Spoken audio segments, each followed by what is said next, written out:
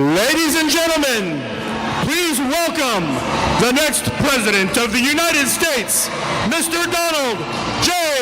Trump.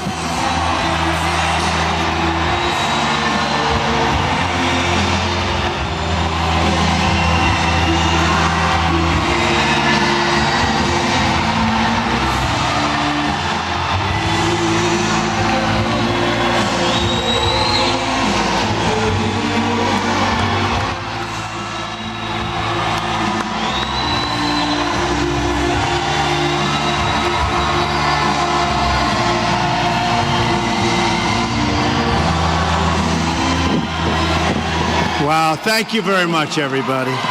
Thank you. Thank you. We have been all over Florida, and we're winning Florida. We got to win. You got to get out. So November 8th, you have to get up and you have to go out. You have to vote. We're going to win Florida so big. We're going to win the whole thing. We are going to make America great again. We're going to make America great again. Well, thank you very much, everybody. I appreciate it. And we're going to have a good time together. So we've been all over Florida, and a lot of things are happening.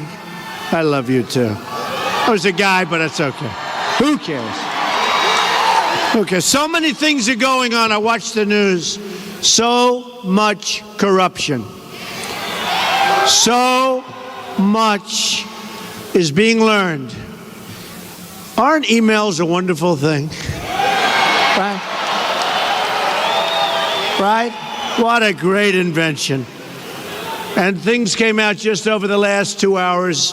When you go home, I'm not going to do it. Because if I mention it, they'll play it down. So I'm not going to mention. But things came out over the last 2 hours that are very, very serious. When you go home, you're going to watch the news. You're going to say, I learned that from Trump. But you wait till you see. Wait till you see. Wait till you see. And then you had $400 million in cash being shipped to Iran. How about that one? But no, that had nothing to do. Now, what's going on is crazy. It's crazy. I don't think we've ever seen anything like we're watching now and we're witnessing now. We've never seen 33,000 emails discarded, deleted, out, over, done. 33,000 emails. No good, folks.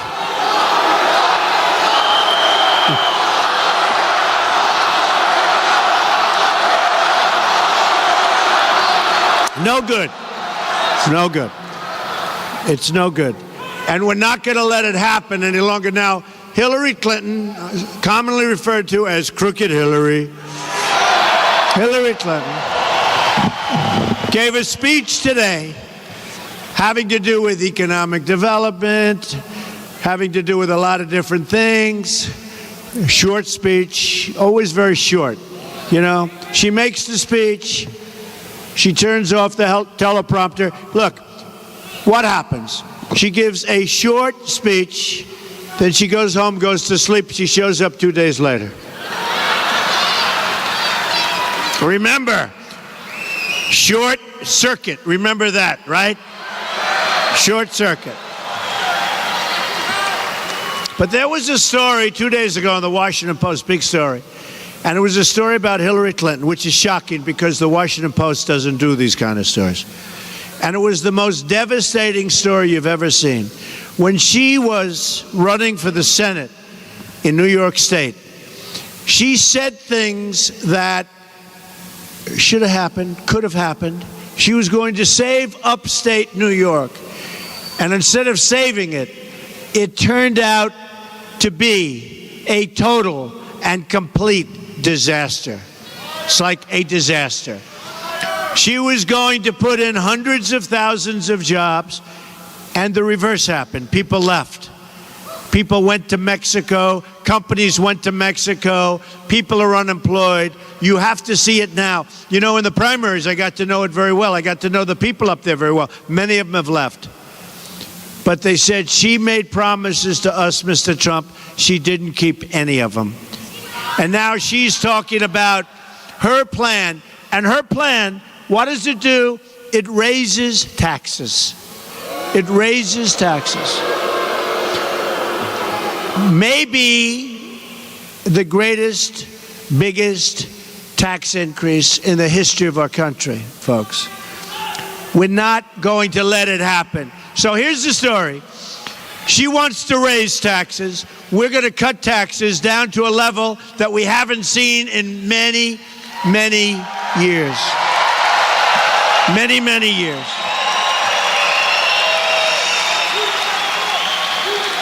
And we're going to put people back to work. We're going to bring our jobs back to Florida. We're going to bring our jobs back to our country. Our jobs are leaving. Our companies are being ripped out of our country, and they're being brought to Mexico and other places. Our jobs are being taken away like we're babies. It's like taking candy from a baby. We're going to stop it. You know, I won, and I appreciate all those people that are still pouring in. I said, we're going to have to start early tonight because nice night. We'll be together. We're going to have a lot of fun, even though we're talking about a little bit of a bad subject.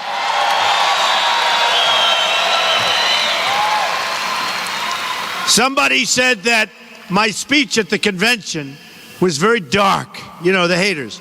Now, they said dark, and I said, no. It was very optimistic because I tell what the problem is, and then we talk about how we're going to fix the problem. We're going to fix the problem.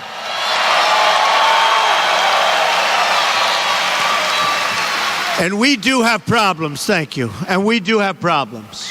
We have problems with trade. We have problems with borders. We have problems with everything you can think of. Our educational system is a disaster. By the way, we're going to end Common Core. We're going to bring our education local. 100%. Not even a question. We're going to lower your taxes. We're going to keep our companies, but we're going to keep our companies in a different way. And I say all the time, for years I've watched our companies leave. This is why I'm doing this. I didn't have to do this. I was having a very nice life.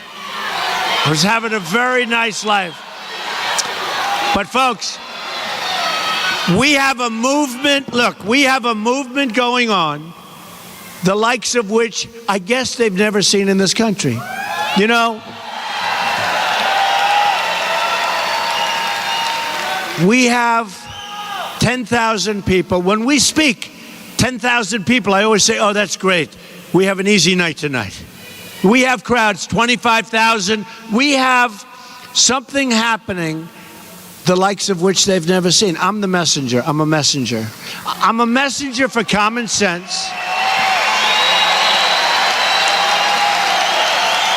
I'm really a messenger for common sense. You know, so our companies are leaving one after another. Taxes are too high. Regulations, by the way, are a disaster. Regulations. The regulations we have in our country are a disaster. But the taxes are too high. What we're going to do is we're going to change things. We're not letting our companies leave without consequence. There will be consequence when our companies leave. There will be consequence. You know, I went out to Indiana, which was supposed to be a state that I wasn't going to do well in. We won in a massive landslide, by the way. The evangelicals were so good. How many evangelicals? Where are the evangelicals? Where are the evangelicals? So what happens is the evangelicals took me to a point that I never thought we could even reach. All over the country, we did well. And I just met, by the way, oh, look at her, wow. So, that's so nice. Thank you. But in Indiana, one of the reasons we won, well, one was Bobby Knight. We had Bobby Knight. We love Bobby Knight. And we have, by the way, how good is Mike Pence? Okay? How good? What a job he's doing. And he's all over the place. He calls me and he's getting great crowds and people are loving him. We love Mike. He did an incredible job as the governor of Indiana. AAA bond rating, great employment. I mean, everything he's touched, he's been terrific. And he has been terrific with me, I want to tell you. We're so happy. So remember, Governor Mike Pence, Vice President Mike Pence, he's doing a job. But our companies are being taken from us. And we're not going to take it anymore. We're not going to let it. For years I've been watching, and for years I've been amazed that our politicians would not do anything about it. We're losing some of our best companies. Taxes are too high, but there are a lot of other things that are wrong. But taxes are too high. And here's what's going to happen. When a company leaves Florida, because they're going to go to, let's say, Mexico, which is, by the way, Boomtown, USA. Mexico is one of the great wonders of the world. What's happening? Well, we're going to build the wall. Believe me, folks, okay? We're going to build the wall. We're going to build the wall. We're going to build the wall.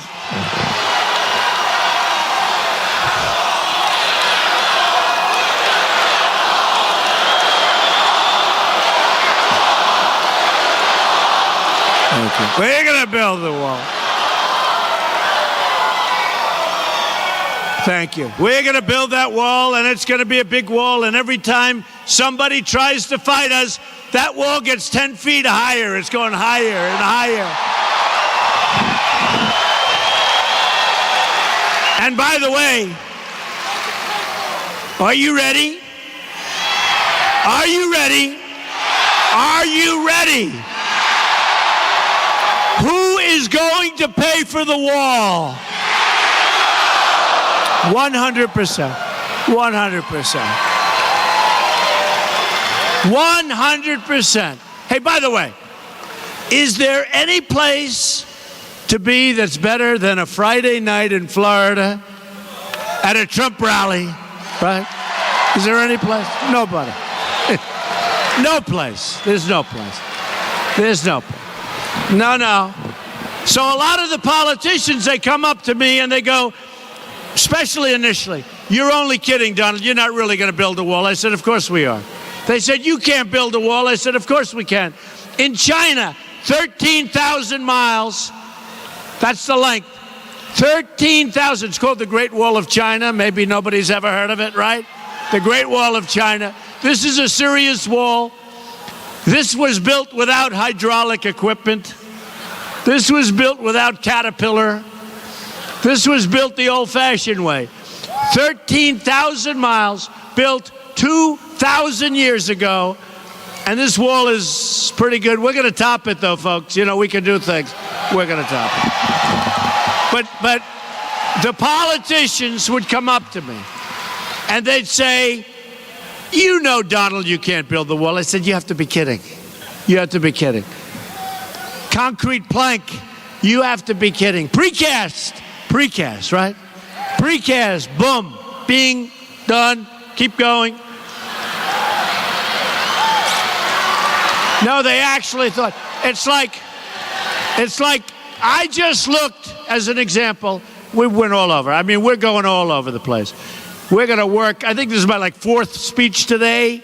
I'm doing television all over the place. Governor Mike Huckabee has been so amazing, and Pam, I want to thank Pam for being here, and everybody. Where is Pam? Where is Pam? She's so amazing. Governor Mike was going to come out and introduce me. He's doing a live show on Fox. I said, "Do your show on Fox and come out later." But Mike Huckabee has been incredible. He's been incredible. But the politicians, not Mike, but the politicians would come up and they'd say, "So let me ask you, you're only kidding about the wall." And I'd say, no, I'm not kidding. Now they become believers. Then they'd say, "But you know you can't get Mexico to pay." Can you believe it? We make so little. Listen. We have a trade deficit with Mexico like more than $60 billion a year. That's not including the drugs that come in, right? That's a big number. And we're going to stop the drugs from coming in. And we want people, we're going to stop it cold, by the way. And we want people to come into our country, but they have to come in through a process. They have to come in legally, right? Right? Have to. Have to. They're going to come in legally. And I'll tell you something. When they come in, we're going to want people that want to be here. Hi, folks. This place is incredible. We've got 2,000 people outside trying to get in. This place is incredible. So, no, you know, honestly, there is a spirit that we all have that nobody has. That nobody has. When I say make America great again, we want something to happen. We're tired of we don't win anymore. We're tired of it. We want to win. We want to win with our military. You know, our military is totally depleted. It's depleted. 2 fighters went down 3 days ago. These fighters are exhausted. These jet fighters. They get parts from airplane graveyards. That's where they get the parts. They're so old, they don't make the parts anymore. Our military is depleted. Our vets aren't taken properly care of. And we're going to take care of our vets. We're going to take care of our vets. Going to take care of them. We're going to take care of them. We're going to take care of our vets. We take care of people that come into our country illegally better than we take care of our vets, okay? So we're going to change it. We're going to change a lot of things around. But they say you will never be able to get Mexico to pay for the wall. Now, recently, the former president of Mexico, Vicente Fox, he went on a major broadcaster, I think it was CNN to be exact, live television, and he threw out the F-bomb. He said, there is no way we will ever pay for that, and then it was the F-bomb wall.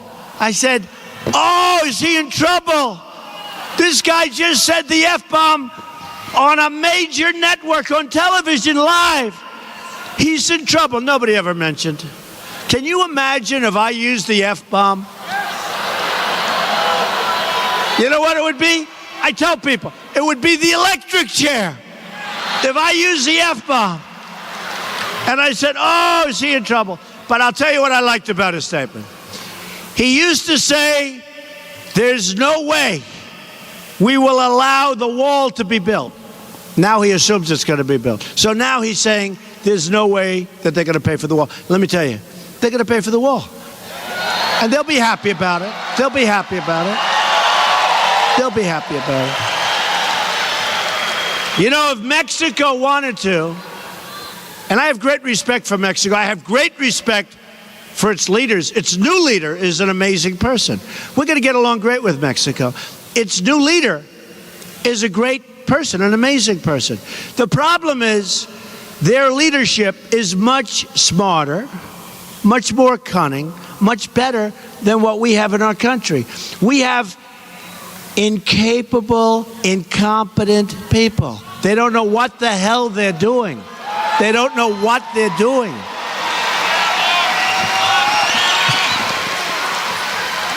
So with Mexico, we have such a tremendous trade deficit. And when these politicians say there's no way that they're going to pay for the wall, I say, fellas, we have all the cards. We have the cards with China. We have with China a $505 billion a year trade deficit. Unbelievable. It's been that way for years. It's been that way for years. It was 200 billion and 300 billion and 400 billion and 500 billion. And what do we have? We have chains closing stores. Macy's announced they're closing over 100 stores. We have real jobs, bad jobs are all over the place. We have a problem. We have a statistic, 5% doesn't exist. What exists is 20%, 21%. Our unemployment rate is through the roof. The 5% stuff is made up so that politicians and presidents look good. If you look for a job and you give up looking for that job because after 4 or 5 months you can't find one, you are considered statistically employed. We have, forget it. Forget it. Now look at this. I just got these numbers. Look at this. And this is economic failure. The Obama-Clinton economic policies produced a 1.2% growth, right? Just like no growth. You know, if China goes to 7%, they consider it a national tragedy. We're at 1.2% and going lower, and we're going lower. We're going in the wrong direction because our companies are leaving. Our taxes are too high. We don't have the right people representing us. And when they leave, and when they go to Mexico or wherever they go, and they fire all of their employees in Florida and all over this country, and they make their product, and their product is made in Mexico or wherever, and they think they're going to sell that product back in the United States and even back in the areas where they fired all their employees, just tell them they're 100% wrong. There are repercussions, right? There are consequences. When you leave the United States, when you fire all your employees, when you go to another country and you make the product, there are consequences. Now we're going to have a strong border. And when they want to sell their product across that border and they think they can do it, not going to happen anymore. Not going to happen. Not going to happen. They will pay a 35% tax on that product. Now, I watched Hillary today, which was really boring, but that's okay. It's hard to watch. It's hard to watch, I have to be honest. I have an obligation to watch. Fortunately, she never goes very long because she wants to go home. But I watched Hillary today. I watched her. And she talked about trade. Now, just so you understand, her husband signed the worst trade deal in the history of maybe the world, NAFTA, signed by Bill Clinton. Maybe the worst trade deal in the history of the world, certainly of our country. And she's going to approve Trans-Pacific Partnership. You know, she called it the gold standard. This was the gold standard. Well, let me tell you something. She heard me make a speech. She heard me, right. Goodbye. Goodbye, Dara. Goodbye. Goodbye. Goodbye.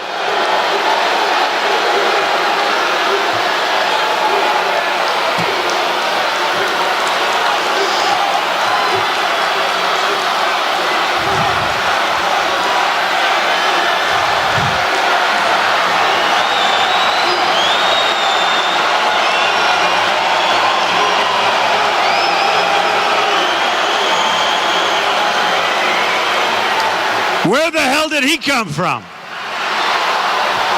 Man.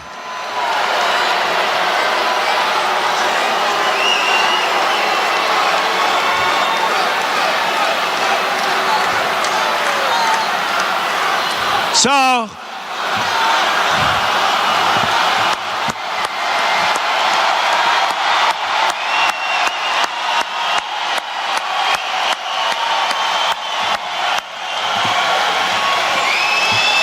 oh, we love you. We love you. Thank you. Thank you. So she made her speech, and I will tell you, she heard me speaking about TPP, Trans-Pacific Partnership. And all of a sudden, she went from it's the gold standard to she won't approve it. But the day after, if this ever happened, I can't imagine. Oh, can you imagine losing to her? No, can you imagine? Can you imagine? So, if she were ever in a position, I can't even say the word, if she were ever in a position to approve it, she'd approve it in 2 minutes. The governor of Virginia, who's a very close friend of hers, closer even, I think, than Bill is to her, right? Terry McAuliffe. He said with a wink to a group of supporters that, don't worry about Hillary. If she gets in, she's going to approve TPP. She'll make a couple of minor changes, like she'll move a comma, she'll take a period, she'll make a paragraph a little bit. Okay, 100. By the way, 100%. 100. It was the gold standard, and Obama wants it. And because Obama has so much power over her, she'll do anything that he wants. Do you know why he's got the power, right? Oh, boy, she'll do anything. Not so much for Bernie. She's not doing much for Bernie. Poor Bernie. Bernie wanted to go home. He just wanted to rest. He's exhausted. He wanted to rest, okay? He wanted to rest. But we're going to have a lot of Bernie people. You're going to be surprised. We're going to have a lot of Democrats voting for us. And we're going to have a lot of Bernie people voting for us. And the reason is simple. It's because of trade. Because one thing Bernie got right is he knows that we're being ripped off by every single company and that wants to come in, but by every single country in the world. We are being ripped off by everybody, but especially countries are just killing us. Every single country is just ripping us, and he couldn't take it anymore. The difference is he can't do anything about it. I can. We're going to make great trade deals. We're going to make great trade deals. I mean, we have rebuilt China. We have rebuilt China. You look at Japan. You look at what's going on with Japan. They send in millions of cars. We send them wheat. We send them beef. You want to talk about a trade imbalance? Take a look at the numbers on Japan. And speaking of that, I did something a little bit different. I actually went out and had some cards made. Okay? You have to see them. Look at this. I'm so proud of these cards. Look. Isn't that beautiful? Isn't that beautiful? So here, this is what's happening to our country. We can't allow people to come in from very, very hostile and unfriendly territories. We can't do it. We have enough problems. So from Syria, with the migration, we don't know where these people come from. There's no way of vetting them. The documentation is like, there is none. They say there is. It's a sham. She just said it's a sham. It is. Good word. Thank you. So here is President Obama has commuted the sentences of more men and women than the past 9 presidents put together.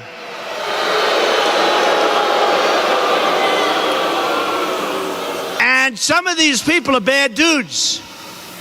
So you look at it, look. Here's Bush, here's Clinton, here's Bush, here's Reagan. Oh, we could use Ronald Reagan again.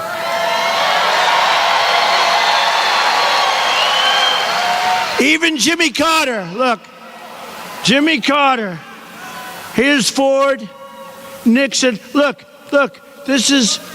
and these are people that are out. They're walking the streets. Sleep tight, folks. Sleep tight, okay? Sleep tight. So that's one. How's that? Pretty good chart, right?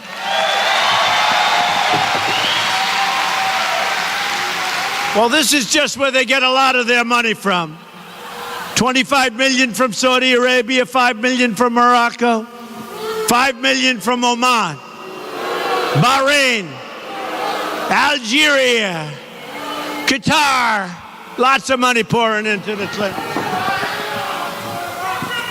Look at this one. Look at this one. This is a beauty. This is a beauty. Number and percent of immigrants in the United States. Look at the chart. Okay? Look at the chart. Not good, folks. Not good. We want to make America great again, folks. We want to make America great again. Yeah. So here's one. And you notice they used a terrible picture of Hillary. And I said, no way you're going to do that. That's not fair. Use a good picture. So they used a beautiful picture of Hillary, which I think is right? So I'll tell you, that's the good news. The bad news is, look. The amount of money, campaign contributions from hedge funders. Now, I know these guys. These are guys and women that are tough and rough and don't give a damn about you. They care about, that's why you see so many things happening.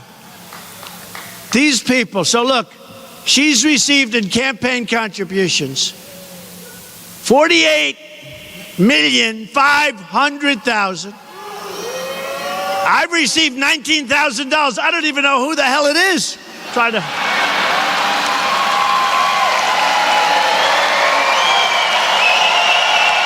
Who is it? Who is it?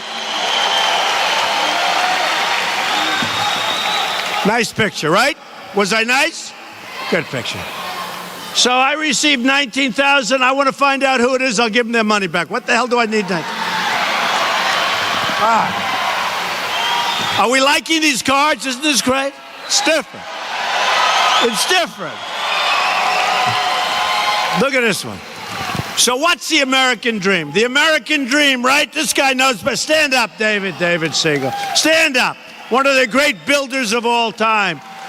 Guy's loaded. He's got so much money.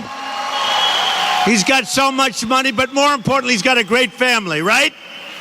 He's a great guy and a great friend of mine for a long time. Too long. We don't want to talk about how long, right, David? So here is, what's the great thing that everybody wants? Home ownership, right? That's the American dream. The American dream. We want the American dream. We want to own our home, right?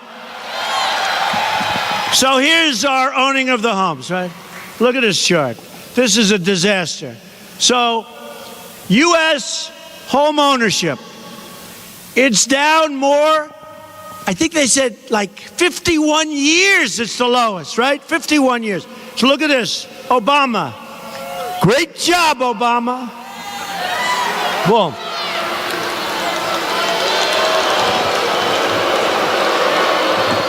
I don't think so. That's not too good, right? Not too good. Look at that number. It's crashing. That number is sad. That is not good. And then she gives a speech today on the economy. And by the way, she said today during her speech that she's going to try and negotiate trade deals. You know, the only reason she said it is she's been listening to my speeches for the last 2 weeks. Can't do it. And assuming she wanted to do it, her donors, the guys that put up the 48 million, her donors and the people that she has, they're not going to let her do it because they're making a fortune off these deals. They're making a fortune on trade. Now, I don't know if you see it in Florida, but I do. It's so depressing. You go home, you turn on the television. All you do is see phony ads on Donald Trump. Phony ads. They're phony. Most of them are phony. You know, it's a couple,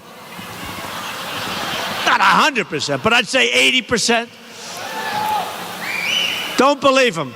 They're phony ads. You know, when I was in the primary, they did the same thing. I had so many ads, you couldn't see. It's like a friend of mine called up. He lives in Florida. He lives in this area. He loves this area, but he's going crazy. He says, I can't turn on the television without seeing a negative ad about you. And I know it's not true. I said, don't worry about it. You got other problems. Don't worry about it. He goes, no, I swear, Donald, I want to see just one Ivory Snow commercial. Anything. They've got to get off you. They've got so many phony, they're just false ads. And then my people say, you really should not comment on those ads. I say, why not? Because you don't want to talk about them. Why? I want to comment. I will tell you, they are such false, it's like false advertising. But in the end, I think people know they're false. But I do. I have people, these are professional people. They say, don't go back. Don't talk about it. I want to talk about it, folks. All right. Total phony ads. And you know who paid for those ads? Wall Street and all the people that own Hillary Clinton. They own her. They own her. Lock, stock, and barrel. She will do whatever they want her to do, she will do. Look at this one. Look at this one. Okay. Here's our total national debt. This was Obama beginning. So we've doubled our national debt. By the time he gets out, it'll be more than double. Right? Not too good, right? Not too good. That's it. Think of it. And you know the problem with the national debt? If he doubled it, that's not good. But we didn't do anything. Our infrastructure's a mess. You know, it would be one thing if we doubled our national debt, but our roads are in great shape. Our transportation is amazing. Our airports are the finest in the world. We did nothing. He spent almost $1 trillion, and nobody even knows where it was spent. Look, we have got incompetence at the highest level. We're hated by everybody.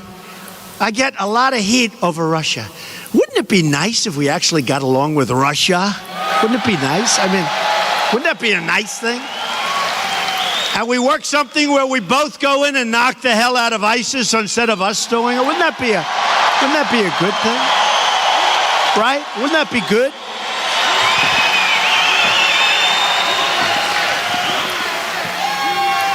All right, folks, I know you're going to love this one. Look at that. Look at that. Look at that sucker, huh? U.S. national debt in trillions. So we'll be up to $20 trillion. Look. And we got a country that's a mess. You know, it's one thing. You have a lot of debt. I've always loved debt, I must be honest with you. I don't love it for countries, but I loved it individually. Okay? Things work out good, that's great. If it don't, you go renegotiate, right? But honestly, there's a lot of truth to that. But I've always loved debt. I've always loved it. I understand debt, I think, maybe better than anybody. By the way, when you owe $20 trillion, wouldn't it be really nice if you did have somebody that understood debt? $20 trillion. But the biggest problem, look at that. It's like a rocket ship going up. The biggest problem we have is that, you know, normally you want to get like a bang for your buck, right? Look what we have. We have our roads are falling apart. The airports are third world. Our airports, you go to some of these countries and you see airports the likes of which you've never seen. Our airports, you leave Dubai, you leave Qatar, you see airports that are so unbelievable. The head of one of the countries was showing me, not so long ago, I don't want to embarrass them because he's actually a very good guy, was showing me their airport. And I said, magnificent. They had everything. They had health clubs. They had this massive airport. And I said, this is the finest I've seen. It's unbelievable. He goes, no, Donald. No, you don't understand. This is not. This is just temporary. There's our airport over there. And he points to the horizon. There's like 30 cranes building this incredible airport. I said, you have to be kidding. And then we fly home to LaGuardia. Right? LaGuardia. And Kennedy and LAX. Right? I mean, and all of them. We're like a third world country. You look at the bullet trains they have. You look at the trains that go 200 and 250 miles an hour. Magnetic tracks. You look at this, we have the Long Island Railroad. Chug, chug, chug. I have a headache. I get a headache. Honestly, you know, we joke and it's Friday night, we're having fun, but the truth is it's pretty sad. It's pretty sad, isn't it? Right? It's pretty sad. So here's a beautiful one. Here's a beautiful one. So this is, now look, we all have a heart and we want to take care of people, but we can't afford to do this. We can't afford.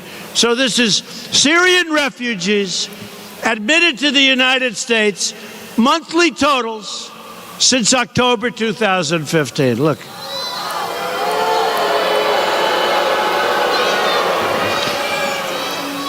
Now, Orlando knows something about problems because you've suffered gravely. And I have to tell you, your police have done an incredible job. Incredible.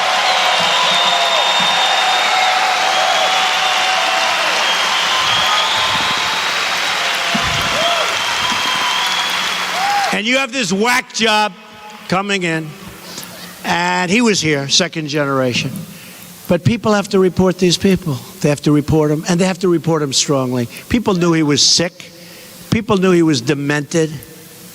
But look what we have here. So this is Syrian refugees being admitted. We have a president that won't even use the term radical Islamic terrorism, right? Won't even use the term. Won't even use the term. But look what's happening. Now, here's the bad news. Crooked Hillary wants to allow 550% more people from that area to come into our country. We don't know where they're put. You know, the government puts them all over the place. They could be your next door neighbor. You don't know. You look at what happened in San Bernardino. You look at what happened here. You look at what happened at the World Trade Center, by the way. At the World Trade Center, the great World Trade Center. You look at Nice a couple of weeks ago. You look at Paris. How about Paris? 130 people killed. And remember this, our Second Amendment, we have to protect our Second Amendment. We have to protect. Got no choice. We've got to protect our Second Amendment. And if we don't protect our Second Amendment, we're going to have big problems, because our Second Amendment is so vital to us for our safety and for everything else. And we've got to get out and vote for the right people. You got to get out and vote for the right people. You know, if in San Bernardino, when these two people, one became probably radicalized, he did, by her. She came from outside, probably radicalized him. And they went in and they shot and killed 14 people, many people wounded, still in the hospital, and really badly wounded, gravely wounded. But they came in and they shot. Now, if we had like a couple of people, like you, definitely like him, definitely, oh, I want him. Stand up, will you please, like him. I want him. Oh, boy. 100%. Oh. They look at him, they're going to say, let's get out of here. But if we had bullets going in the other direction, number one, they probably wouldn't have even come in if they knew there were guns where the bullets could travel in the opposite direction. But if, assuming they're not even thinking a little bit, which they're not, they're nut jobs, then what happens is the carnage would be very small by comparison. Would be very, very small.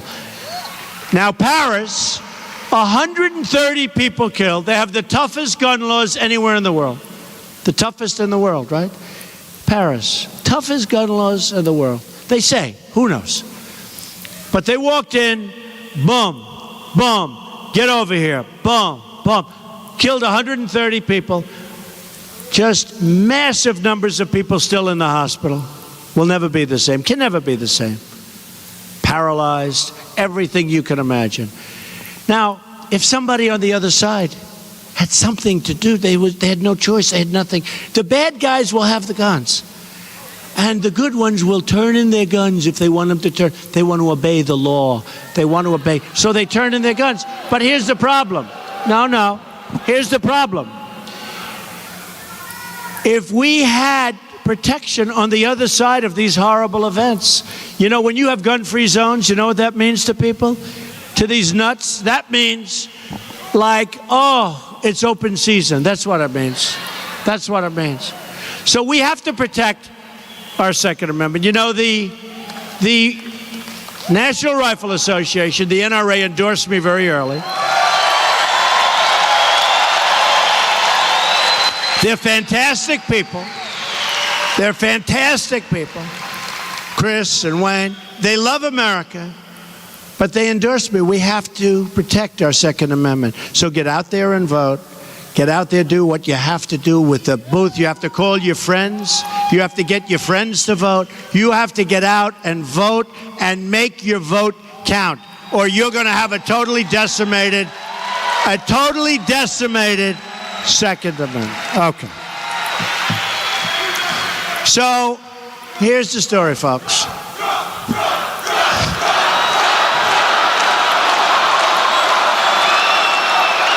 Thank you.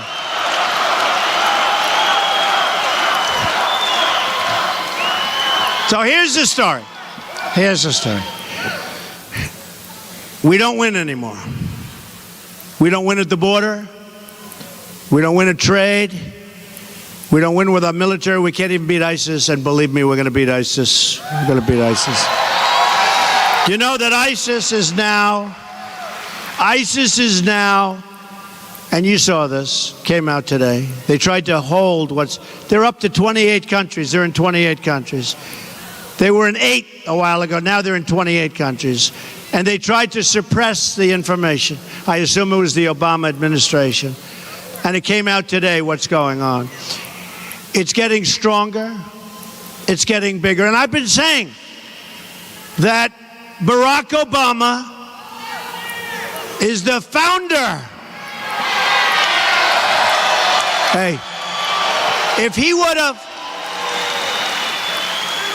folks, we should have never been in Iraq. We were going to destabilize the Middle East. I said it. I was a civilian. Nobody cares. I was a civilian. Nobody cares. We should have never been in. They should have understood it. They made a mistake. But we should have never ended it the way they ended it. By ending it the way he ended it, and he got everybody out, and he let them know when, and we're leaving, and they just sat back. They just sat back, and they went in. And I'll tell you what, Barack Obama, number one, is incompetent, and number two, remember this, number two, he is the founder in a true sense. If he would have stayed, I didn't want to be there, but if he would have kept a relatively small force, he probably could have prevented ISIS from forming, okay? And now you look at what's going on with ISIS, where they're spreading. And they're probably spreading into our country. When we allow that many people to come in from that region, they're probably spreading into our country. Look at Germany. It's a disaster. Look at France. I have friends that go to France. They don't want to go there anymore. They say France is no longer France. So here's the story, folks. We're going to start winning again. We're going to make America great again.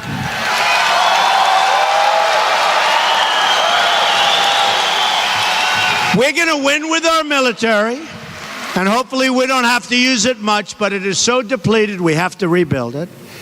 And we are going to knock the hell out of ISIS. And we're going to do it with others, but we're going to knock the hell out of them. We're going to win for our vets. Our vets are being badly treated. We're going to win at the border. We're going to have strong borders. We're going to win. We're going to win. Remember this. We're going to win on trade.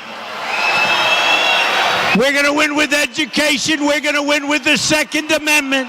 We're going to win. We're going to win so much, you're going to get tired of winning. The United States will become great again. We're going to win, win, win. It's going to be America first.